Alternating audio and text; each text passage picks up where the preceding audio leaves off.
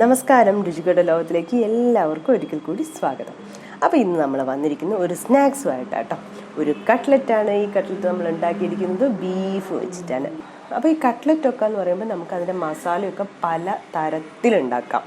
അതുപോലെ തന്നെ അത് ചെയ്യുന്ന രീതിയുമൊക്കെ ഒരുപാട് വ്യത്യസ്തമായിട്ട് ചെയ്തെടുക്കുകയും ചെയ്യാം. അപ്പോൾ അതിലൊരു രീതിയിലാണ് നമ്മളിവിടെ ചെയ്യാൻ പോകുന്നത്.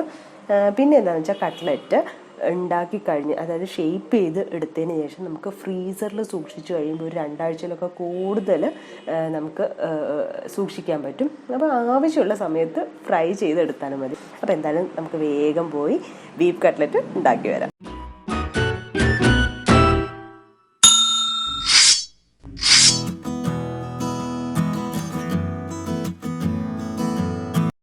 ഇതിനു വേണ്ടി 350 ഗ്രാം ബീഫാണ് എടുത്തിരിക്കുന്നത്. അപ്പോൾ ആദ്യം ഇത് കുക്കറിലിട്ട് ഒന്ന് വേവിച്ചെടുക്കാൻ പോവുകയാണ്.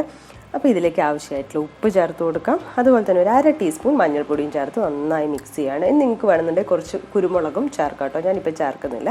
എന്നിട്ട് കുറച്ച് വെള്ളം കൂടി ഒഴിച്ച് ഇതൊരു 20 മിനിറ്റോളം വേവിച്ചെടുക്കുക. ഹൈ ഫ്ലെയിമിലൊക്കെ ഇട്ടാൽ എന്തായാലും ഒരു 8-9 വിസിൽ എന്തായാലും വേണം കേട്ടോ. അപ്പോൾ അധികം വെള്ളമൊന്നും ചേർക്കേണ്ട, ബീഫിൽ കുറച്ച് വെള്ളം വരും. നമുക്ക് വേവിച്ചെടുക്കാം. ഇതുപോലെ തന്നെ നമ്മളിവിടെ 3 ഉരുളക്കിഴങ്ങും കൂടി എടുത്തിട്ടുണ്ട്. അതും കുറച്ച് വെള്ളം വെച്ച് വേവിച്ചെടുക്കാം. ഇതിപ്പോൾ ഞാൻ കട്ട് ചെയ്ത് കൊടുക്കുകയാണ് കേട്ടോ, കാരണം ഇല്ലെങ്കിൽ ചിലപ്പോൾ അകത്തൊന്നും പെട്ടെന്ന് വെന്ത് കിട്ടില്ല. അതുകൊണ്ട് അപ്പോൾ ഈ ബീഫും അതുപോലെ തന്നെ ഉരുളക്കിഴങ്ങൊക്കെ കുക്കായി വരുന്ന സമയം കൊണ്ട് നമുക്ക് മസാലയ്ക്ക് വേണ്ട കാര്യങ്ങളൊക്കെ നോക്കാം. മസാല തയ്യാറാക്കാൻ വേണ്ടി ഞാനിവിടെ ഒരു വലിയ സവാളയാണ് എടുത്തിരിക്കുന്നത്. അപ്പോൾ നമുക്ക് ഇപ്പം നമ്മൾ ബീഫ് കട്ട്ലറ്റ് ആയതുകൊണ്ട് നമ്മൾ വീട്ടിലൊക്കെ ഉണ്ടാക്കുമ്പോൾ ബീഫാണ് മുൻതൂക്കം കൊടുക്കുക. പിന്നെ ബേക്കറിയിൽ നിന്നൊക്കെ കിട്ടുമ്പോൾ കുറച്ച് സവാള കൂടുതലാവുന്നേ ഉള്ളൂ. അപ്പോൾ അതിനനുസരിച്ച് നിങ്ങൾ എടുത്താൽ മതി. അപ്പോൾ എന്തായാലും അതെടുത്തു. പിന്നെ 6 വെളുത്തുള്ളി, 1/2 ഇഞ്ച് വലുപ്പം വരുന്ന ഇഞ്ചി എടുത്തിട്ടുണ്ട്, ഒരു പച്ചമുളക് എടുത്തിട്ടുണ്ട്, കുറച്ച് കറിവേപ്പില. ഇത്രയും സാധനങ്ങളാണ് വേണ്ടത്. അപ്പോൾ നമുക്ക് ആദ്യം സവാള ചെറിയതായിട്ട് അരിഞ്ഞു കൊടുക്കാം. ഇനി നമ്മൾ വെളുത്തുള്ളി, പച്ചമുളക്, ഇഞ്ചി, കുറച്ച് കറിവേപ്പില ഇത്രയും ഒന്ന് ചതച്ചെടുക്കാം.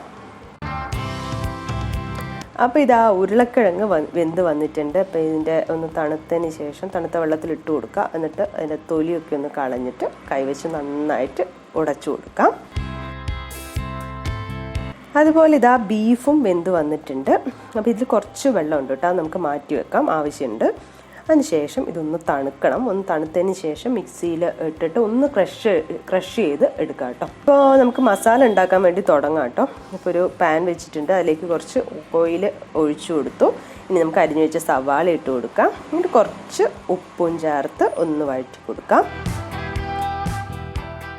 അപ്പോൾ ഇതിങ്ങനെ വഴറ്റിയൊരു ട്രാൻസ്പെറൻറ്റ് ഇതായി വന്നിട്ടുണ്ട്. അപ്പോൾ ഇനി ഇതിലേക്ക് നമ്മൾ ചതച്ച് വെച്ചിട്ടുണ്ടല്ലോ ഈ വെളുത്തുള്ളിയും പച്ചമുളകും ഇഞ്ചിയും കറിവേപ്പിലും എല്ലാം കൂടി അത് ചേർത്ത് കൊടുത്തിട്ട് നന്നായിട്ട് ഒന്നും കൂടി വഴറ്റാം കേട്ടോ, കുറച്ച് സമയം. അപ്പോൾ പച്ചമണമൊക്കെ മാറിയിട്ടുണ്ട്. ഈ പച്ചമണം മാറി എന്ന് പറയുമ്പോൾ എനിക്ക് ശരിക്കും കഴിഞ്ഞ ദിവസം ഒരു ട്രോള് കണ്ടിട്ടുണ്ടായിരുന്നു. കുക്കറി ഷോയിൽ എല്ലാവരും പറയുന്ന ആവശ്യത്തിനുള്ള ഉപ്പിടുക, പച്ചമണം മാറുന്നത് വരെ വഴറ്റുക. പക്ഷെ എന്ത് ചെയ്യാനാ, പച്ചമണം മാറണം, അത്രയും വഴറ്റണം. അപ്പോൾ എന്തായാലും അത്രയും വഴറ്റി കൊടുക്കുക. ഇനി ഇതിലേക്ക് നമ്മൾ മഞ്ഞൾപ്പൊടി ഒരു 1/2 ടീസ്പൂൺ ചേർക്കുന്നുണ്ട്. അതുപോലെ തന്നെ മുളക് പൊടി ഒരു 1/4 ടീസ്പൂൺ ചേർക്കുന്നുണ്ട്. നമ്മൾ പച്ചമുളക് ചേർത്തിട്ടുണ്ട്.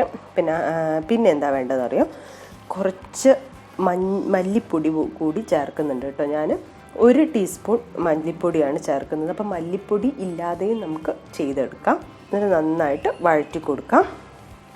അപ്പോഴത്തേക്കും ബീഫ് ഒന്ന് തണുത്ത് വന്നിട്ടുണ്ട്. ഇനി നമുക്ക് ഇത് ഒന്ന് മിക്സിയിലിട്ടിട്ട് ജസ്റ്റ് ക്രഷ് ചെയ്തെടുക്കുക. ഇങ്ങനെ പേസ്റ്റ് പോലെ ഒന്നും ആവാൻ പാടില്ല കേട്ടോ. ഒന്ന് ക്രഷ് ചെയ്തെടുത്താൽ മതി. പൾസ് ഉണ്ടല്ലോ, അതിട്ട് ഒന്ന് ചെയ്തെടുത്താൽ മതി. അപ്പോൾ കിട്ടിയിട്ടുണ്ട്, ഇങ്ങനെ വന്നിട്ടുണ്ട്. ഇനി നമുക്കില്ലേ ഇത് ശരിക്കും വേവിക്കാതെയും ഡയറക്റ്റായി ക്രഷ് ചെയ്തിട്ടും എടുക്കാം. അപ്പോൾ മസാല ഉണ്ടാക്കുമ്പോൾ അതിൽ ചേർത്തിട്ട് ഒന്ന് വെന്ത് വരാനുള്ളൊരു സമയം എടുക്കുന്നേ ഉള്ളൂ. ഇനി ഇതിലേക്ക് നമ്മൾ നേരത്തെ സ്മാഷ് ചെയ്ത് വെച്ച ഉരുളക്കിഴങ്ങ് ഉണ്ടല്ലോ, അപ്പോൾ അത് ചേർത്ത് കൊടുക്കാം. ഇനി നമ്മൾ ക്രഷ് ചെയ്ത ബീഫ് കൂടി മസാലയിലേക്ക് ചേർത്ത് കൊടുക്കാം. എന്നിട്ടൊന്ന് മിക്സ് ചെയ്തിട്ട് നമ്മൾ ആ ബീഫിൻ്റെ സ്റ്റോക്ക് ഉണ്ടല്ലോ, വേവിച്ച ആ ഒരു വെള്ളം കുറച്ചേ ഉണ്ടായിരുന്നുള്ളൂ, അതുകൂടി ചേർത്ത് കൊടുക്കുക കേട്ടോ. ഈ ഒരു സമയം തന്നെ നമ്മൾ കുരുമുളകും കൂടി ചേർക്കുന്നുണ്ട്. അപ്പോൾ എരിവ് നോക്കിയിട്ട് ചേർത്ത് കൊടുത്താൽ മതി, കാരണം നമ്മൾ പച്ചമുളകും അതുപോലെ മുളക് പൊടിയും ചേർക്കുന്നുണ്ട്. അപ്പോൾ എന്തായാലും ഒരു 1/2 ടീസ്പൂൺ കുരുമുളക് ഞാനിപ്പം ചേർക്കുന്നുണ്ട്. പിന്നെ അതുപോലെ തന്നെ ഒരു 1/4 ടീസ്പൂൺ ഗരം മസാലയും കൂടി ചേർക്കുന്നുണ്ട്. എന്നിട്ട് നന്നായിട്ട് മിക്സ് ചെയ്യുക. ഇതിനിപ്പോൾ അധികം സമയമൊന്നും എടുക്കില്ല, കാരണം ആ ഒരു വെള്ളം ഉണ്ടല്ലോ നമ്മൾ ഒഴിച്ച ആ സ്റ്റോക്ക് അതൊന്ന് വറ്റി വന്നാൽ മതി. അപ്പോൾ ഫ്ലെയിം ഒന്ന് കൂട്ടിയിട്ട് ചെയ്തെടുത്താൽ മതി. അപ്പോൾ ആ വെള്ളമൊക്കെ നന്നായിട്ട് വറ്റി വരും കേട്ടോ. അപ്പോൾ ഇതാ നമ്മളെ മസാല ഇവിടെ റെഡി ആയിട്ടുണ്ട്. ഇനി ഇതൊന്ന് തണുത്ത് കഴിഞ്ഞിട്ട് നമുക്ക് ഷേപ്പ് ചെയ്തെടുക്കാം, കാരണം നമുക്ക് കയ്യിൽ വെച്ചിട്ടല്ലേ ഷേപ്പ് ചെയ്തെടുക്കണ്ടേ. അപ്പോൾ അതുവരെ ഒന്ന് വെയിറ്റ് ചെയ്യും. ഇനി നമ്മൾ ആ ഒരു കോട്ടിംഗ് ഉണ്ടല്ലോ മസാലയുടെ മുകളിലുള്ള, അത് ഉണ്ടാക്കാൻ വേണ്ടിയിട്ട് 1 ടേബിൾ സ്പൂൺ കോൺഫ്ലവർ ഞാൻ എടുക്കുന്നുണ്ട്. അപ്പോൾ ശരിക്കും മുട്ട എടുക്കുന്നുണ്ട്. അപ്പോൾ കോൺഫ്ലവർ എടുക്കുന്നത് എന്താണെന്ന് വെച്ചിട്ടുണ്ടെങ്കിൽ നമ്മൾ ചിലപ്പം ഫ്രൈ ചെയ്തെടുക്കുമ്പോൾ ഇങ്ങനെ പൊട്ടി വരും. അപ്പോൾ അതിന് വേണ്ടി ഒരു ബൈൻഡിങ്ങിന് വേണ്ടിയിട്ടാണ് കോൺഫ്ലവർ എടുക്കുന്നത്, നിർബന്ധമില്ല. പിന്നെ അതുപോലെ തന്നെ മുട്ടയ്ക്ക് പകരം വെറും കോൺഫ്ലവർ എടുത്തിട്ടും നമുക്ക് ചെയ്യാൻ പറ്റുന്നതാണ് കേട്ടോ. അപ്പോൾ ഞാനിപ്പം 1 ടേബിൾ സ്പൂൺ കോൺഫ്ലവറും എടുത്തിട്ടുണ്ട്. ഇനി ഇതിലേക്ക് കുറച്ച് ചൂടുവെള്ളമാണ് ചേർത്ത് കൊടുക്കുന്നത്, കുറച്ച് മാത്രം മതി. ഒഴിച്ചൊന്ന് നന്നായിട്ട് മിക്സ് ചെയ്യാം. ഇനി ഇതിലേക്ക് 1 മുട്ട ഒഴിക്കുക കേട്ടോ, ഒരുപാടൊന്നും ചേർക്കണ്ട. ഇനിയിപ്പോൾ ആവശ്യമുണ്ടെങ്കിൽ കൂടുതൽ ചേർത്താൽ മതിയല്ലോ, വെറുതെ പൊട്ടിച്ചൊഴിച്ച് അത് വേസ്റ്റ് ആക്കണ്ടല്ലോ. അപ്പോൾ 1 മുട്ടയാണ് ഞാൻ എടുക്കുന്നത്. ഇതിലേക്ക് വേണമെങ്കിൽ കുറച്ച് കുരുമുളക് പൊടിയും കൂടി ചേർക്കാം, ഞാൻ പക്ഷേ ഒന്നും ചേർക്കുന്നില്ല കേട്ടോ. നന്നായിട്ട് മിക്സ് ചെയ്തെടുക്കാം. ഇനി മറ്റൊരു പ്ലേറ്റ് എടുത്ത് അതിലേക്ക് ബ്രെഡ് ക്രംസ് ചേർക്കുകയാണ്, അതായത് ഔട്ടർ കോട്ടിങ്ങിന് വേണ്ടിയിട്ടുള്ള. ഇനി ഇതിപ്പോൾ ഞാൻ പുറത്തുനിന്ന് വാങ്ങിച്ചതാണ്. ഇനി ബ്രെഡ് ക്രംസ് ഇല്ലെങ്കിൽ കുഴപ്പമില്ല, ബ്രെഡ് വാങ്ങിച്ചിട്ടൊന്ന് ചൂടാക്കിയിട്ട് പൊടിച്ചെടുത്താൽ മതി. അതുപോലെ തന്നെ റസ്ക് ഉണ്ടെങ്കിൽ റസ്കിൻ്റെ പൊടിയും ചേർക്കാം കേട്ടോ. അപ്പോൾ ഇതിന് പ്രത്യേകിച്ച് അളവൊന്നും പറയുന്നില്ല, കാരണം കുറച്ച് ഇട്ട് കൊടുത്താൽ മതി, എന്നിട്ട് ചെയ്തെടുത്താൽ മതി. എന്നിട്ട് ആവശ്യമുണ്ടെങ്കിൽ അതുപോലെ തന്നെ ഇട്ടാൽ മതി. ഇല്ലെങ്കിൽ എന്താണെന്ന് വെച്ചാൽ ആ മുട്ടയും എല്ലാം കൂടി മിക്സായിട്ട് പിന്നെ നമുക്കത് യൂസ് ചെയ്യാൻ പറ്റില്ല. അതുകൊണ്ട് ആവശ്യത്തിന് എടുത്തിട്ടുണ്ട്. അപ്പോൾ മസാലയൊക്കെ തണുത്ത് വന്നു. ഇനി നമുക്ക് പതുക്കെ ഇതൊന്ന് ഷേപ്പ് ചെയ്തെടുക്കാം. കട്ട്ലറ്റിൻ്റെ ഷേപ്പ് അറിയാമല്ലോ, നമുക്ക് ഇഷ്ടമുള്ള ഷേപ്പിൽ ചെയ്തെടുക്കാം. ഞാനിപ്പോൾ നോർമലായിട്ട് ഈ ഒരു ഷേപ്പിലാണ് ചെയ്തെടുക്കുന്നത്.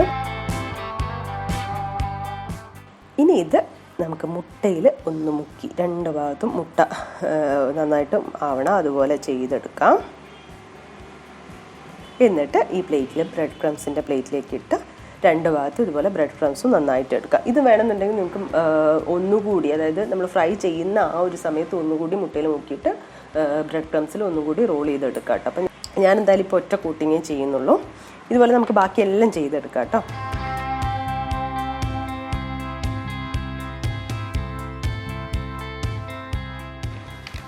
അപ്പോൾ ഇതാ എല്ലാം ഷേപ്പ് ചെയ്തെടുത്തിട്ടുണ്ട്. ഇനി നമുക്കിത് ഫ്രൈ ചെയ്യേണ്ട പരിപാടി കൂടിയേ ഉള്ളൂ. അപ്പോൾ അതിന് വേണ്ടിയിട്ട് പാനിലോട്ട് ഓയിൽ ഒഴിച്ചു കൊടുത്ത് ഡീപ്പ് ഫ്രൈ ഒന്നും ചെയ്യുന്നില്ല കേട്ടോ. അതുകൊണ്ട് തന്നെ ഒരുപാട് ഓയിലൊന്നും ഒഴിച്ചു കൊടുത്തിട്ടില്ല. നിങ്ങൾക്ക് വേണമെങ്കിൽ ഡീപ്പ് ഫ്രൈ ചെയ്തെടുക്കാം. അപ്പോൾ ഇത് ഫ്രൈ ചെയ്യുമ്പോൾ ശ്രദ്ധിക്കേണ്ട ഒന്നാമത്തെ കാര്യം എന്ന് പറയുമ്പോൾ നന്നായിട്ട് എണ്ണ ചൂടായിട്ട് വരണം. എണ്ണ ചൂടായി വന്നിട്ട് നമ്മൾ കട്ട്ലറ്റ് ഇട്ട് കൊടുക്കുന്ന സമയത്ത് ഫ്ലെയിം കുറച്ചിട്ട് ഒരു സിം ടു മീഡിയം ഫ്ലെയിമിൽ ഇട്ട് വെച്ചിട്ട് ഫ്രൈ ചെയ്തെടുക്കുക. ഇല്ലെങ്കിൽ പെട്ടെന്ന് കരിഞ്ഞു പോകും. നമുക്ക് മസാല നമ്മൾ വേവിച്ചെടുത്താണ്, അപ്പോൾ ആ ഒരു ഔട്ടർ കോട്ടിങ് മാത്രമാണ് ഒന്ന് ഫ്രൈ ആയി വരേണ്ടതുള്ളൂ. അപ്പോൾ അതൊന്ന് അഡ്ജസ്റ്റ് ചെയ്യാം. അപ്പോൾ ഇതാ ഒരു ഭാഗമായി വരുമ്പോൾ തിരിച്ചിട്ട് കൊടുക്കാം.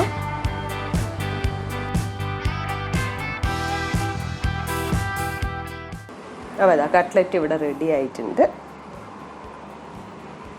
അപ്പോൾ നമുക്കെല്ലാം ഫ്രൈ ചെയ്തെടുക്കാം.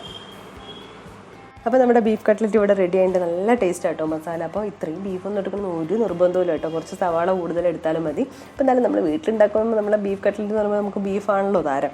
അപ്പോൾ എന്തായാലും എല്ലാവരും ട്രൈ ചെയ്ത് നോക്കുക. ഇതിപ്പോൾ ഉണ്ടാക്കി കഴിഞ്ഞാൽ നമുക്ക് ഫ്രീസറിൽ സൂക്ഷിച്ച് വെക്കുകയും ചെയ്യാം. ആവശ്യമുള്ള സമയത്ത് ഫ്രൈ ചെയ്തെടുത്താൽ മതി. അപ്പോൾ എന്തായാലും നോമ്പുതുറ സമയത്തൊക്കെ ഇത് ശരിക്കും ഉപകാരമുള്ള ഒന്നാണ്. അപ്പോൾ ട്രൈ ചെയ്ത് നോക്കുക. എന്നിട്ട് നിങ്ങളുടെ അഭിപ്രായങ്ങളൊക്കെ കമൻസ് ആയിട്ട് അറിയിക്കുക. അപ്പോൾ നമുക്ക് പുതിയൊരു വീഡിയോ കാണുന്നവരെ ബൈ.